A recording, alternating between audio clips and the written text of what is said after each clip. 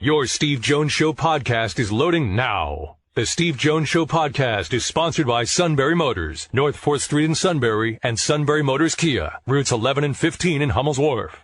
The head coach of the Lady Lion basketball program, Carolyn Kieger. Coach, how are you? I'm doing well. Thanks for having me on today. It's great to have you. It's great to have you on. Always appreciate you very much. Right back at you. Let's get to this. The other night, right, so this will be a football metaphor, but it goes obviously to any sport. The other night, the Patriots were able to execute this great game plan because they played with the lead the entire time and they never had to change. How important is it for your team in games to get to leads and then play with them? Well, I think definitely for us, being a younger squad that's trying to find their chemistry, trying to find their rhythm, trying to find their floor general, really important. That confidence piece, that performance piece, when you start to see the ball go in, when you start to see success, is contagious, right? I think for us, we've had a stretch where we've been on the road for, the last 6 games, and we can't wait to get back in front of our fans to gain some momentum and get back into BJC. Yeah, and that's a big part of it because when there's a low moment, the fans can spur you. When it's a high moment, the fans can really lift you, and you guys have not had that component. No, and I tell you what, we really challenged this team this season on purpose with our schedule to go on a long road trip because eventually we want to be playing in March, and that's what it's going to take. It's going to be, being on the road in an NCAA tournament where you don't get your own routines, you don't get your own gym to practice in, and you have to, learn on the fly and have film sessions on the fly, and that's what we wanted to do early in the year to prepare. And obviously, we played some great competition. We've played 3 teams in the top 20 for, net ranking already. So really wanted to challenge our team to prepare us for Big Ten play coming up here. And, of course, Big Ten play comes up with Rutgers. We'll get to that in a moment. You've gone through, have you gone through in terms of combinations on the floor, and do you have a better feel for which combinations seem to work better than others at this point? Yes, I think we're getting there. I think we have a group that early on in the year was going to be by committee. And obviously you want to have that fluidity and getting that playing group together. With Kelly Jaycott getting back to near 100% now, I think that's going to help with our sustainability with the certain lineups. I look to her to continue to get more minutes here as she's gaining more momentum, getting back to full strength here. So that's obviously going to help, and a big key, I think, to why we've been trying different lineups. What Kelly's length, what does that mean for the ability for her to see the floor and maybe see a cut before that cut starts? Yeah, no, that's a huge advantage for her. She has, that guard mentality and that high IQ, but in a swing or a forward body that can, really see passing lanes, that can think 2 passes ahead. And honestly, we've really been missing her forward general IQ on the court this year, and she's continued to get more minutes here in this last week, but I would expect her to play a lot more against Rutgers, and really that's going to be, I think, a catalyst and a jumping off point for our team. Rutgers is interesting, Coach, because obviously it's Viv's team. I mean, it's her team, but she's not coaching it. So is there any difference because every coach has to eventually do what they think at the moment is best. Is there any difference in how they play with her not on the sideline? I think so. I think Tim's running some different stuff. He's changing things up lineup-wise. They're playing a lot of players, a lot of different minutes. So their subbing rotations are pretty sporadic. And I think Rutgers is trying to find their identity right now. Obviously they're going to be the same hardworking, in-your-face, aggressive defensive team. But offensively, I think they're trying to find what makes them click without, Viv on that sideline. Every game counts, obviously, but I've always used this analogy. You can go 3 for 29 in spring training, and on opening day you go 2 for 4. You're hitting 500. So this is the Big Ten now, right? What would it mean for just to not only get on track, but you get out of the gate with a W at home? I think it's going to be huge for us, a huge momentum shift, a huge momentum builder. We've had a tough stretch here in a row where we knew it was going to challenge us. We knew it was going to prepare us mentally and emotionally for Big Ten play. And I think that's just sorry, I'm in the gym here. That's okay.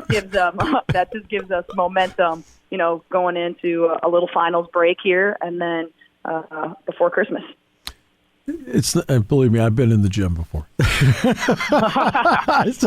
think and that's a good thing. Our players are getting up reps. That's exactly right. You've got games, obviously, but this is the last week of classes. Next week will be finals. So for a coach, how tricky can this time of the year be when you're trying to make sure you're getting practice work in, but they're getting the academic work in too? I actually honestly love this time of year. The players have a different schedule, that we get a lot more individual work than team practice. So you get a lot of time to spend individual film. The players get some individual workouts in when they have time in between their studies. And I think this is a really good time to build, just relationships with your players, because practice times are different. Practice slots are different, and you got to be creative. So this week, honestly, for me, is always a big, builder of confidence individually for each of the players. All right. When you look at the end of quarters, beginning of quarters, certain things can happen for you on positive sides. How do you feel like your team has handled end of quarter situations, and have you had enough of those, what I refer to as the two for nones? Two for nuts. Yeah. For us, we've had, a couple games now where the score hasn't allowed us to have 2-for-1 opportunities or to have, situational stuff. And then we've had close games. So we've kind of been in a couple different scenarios for us to work on that stuff. I think for us, where we're really building that, late game scenarios or those end of quarters or those after timeout scenarios has been with our practice squad in practice. We have a practice team of guys that are coming consistently, and we have 6'7", we have 6'6", we have 6'5", and they're coming every day and really being physical with us. And that's honestly, leading into Big Ten, what's been helping us the most. When it comes to turnovers, how badly does this team need to cut down on turnovers so you stay away from empty possessions? Oh, huge. We started out the year phenomenal in that category. Yeah. Assist to turnover ratio, we were first in the country at one point on that. And then, recently we've gotten a little shaken up by some pressure and, maybe lost our confidence in a couple possessions here or there, but we got to get it back. And honestly, that's ball movement, that sharing the basketball, that's making the great shot versus the good shot. And I would expect that Rutgers would be a phenomenal opportunity for us to practice that against a pressure defense. The late, great John Wooden said, "Be quick, don't hurry." Had there been times where they've hurried a little bit, which has caused a turnover? I think so. I definitely think that the brains are trying to catch up to the level that we need to be at IQ-wise to beat top 10 teams. And we're trying to play, obviously, at the pace we want to play while thinking the game. So we say that maybe 15 times a practice, play fast, but don't hurry. And we talk a lot about it as, obviously, we talk it in threes. We want to push tempo, we want to be patient, and then we want to punish the help. So we talk about, our 3 Ps a lot. Obviously you're going to push in advantage opportunities when you have, transition opportunities with 2-on-1s or 3-on-2s or 4-on-3s. And then your patience category kind of comes into your secondary offense when the team might not be set and you're flowing. And then punish is punishing the half-court defense. And honestly, where we're struggling right now is punishing in the half-court. That late shot clock, that, 15 seconds left where we need to find a bucket and they're kind of locking up McKenna and we need a secondary score. Is that the ability of somebody then that to break down somebody off a dribble to make a play because it's late shot clock? Yeah, well, definitely. More playmakers with the confidence to be able to put the ball in their hands. And I think a lot of times we've been relying on Kenna to bail us out, late shot clock or hit a miraculous shot that she's been doing all season. But we need all 5 to be confident scorers for us. And the team's put in probably our best practices of the year the last 2 days. So a lot of momentum shift, and I'm excited. That was about to be my next. You anticipated my next question because look, when you get out there, I don't care whether you win or lose. That next practice or practices happen to be your response.